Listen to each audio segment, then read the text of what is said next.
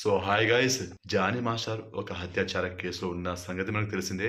So దీని కారణంగా Janasena party వాళ్ళు జానీ మాస్టర్ని జనసేన పార్టీ కార్యక్రమాలకు దూరంగా ఉండాలని ఆదేశించడం అయినదని ట్విట్టర్లో అయితే పోస్ట్ చేసిరు భయ్య. పార్టీ నుంచి దూరంగా ఉండాలని అయితే చెప్పారు.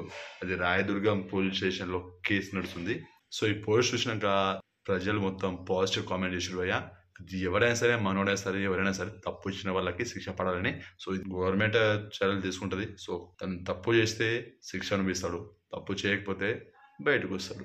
సో చూడాలి మరి కేసు ఎంతవరకు వెళ్తుంది ఏంటనేది. కానీ చాలా మంది పవన్ కళ్యాణ్ గారిని దీనిపైన స్పందించాలనేది కామెంట్ చేస్తారు. ఆయనకి దీనికి సంబంధం ఏంటి అసలు? అంటే పార్టీలో ఉన్నారు కాబట్టి స్పందించవచ్చు. పార్టీ చెప్పేసింది కదా ఆల్రెడీ. ఇప్పుడు పార్టీ తరపున నుంచే ఒక పోస్ట్ అయితే వచ్చింది, ఇప్పుడు దూరం పెట్టేశామనేసి. సో ముందు ముందు ఏం జరుగుతుందో చూడాలి మరి. వీడియోని లైక్ చేయండి, షేర్ చేయండి, ఛానల్ని సబ్స్క్రైబ్ చేసుకోండి.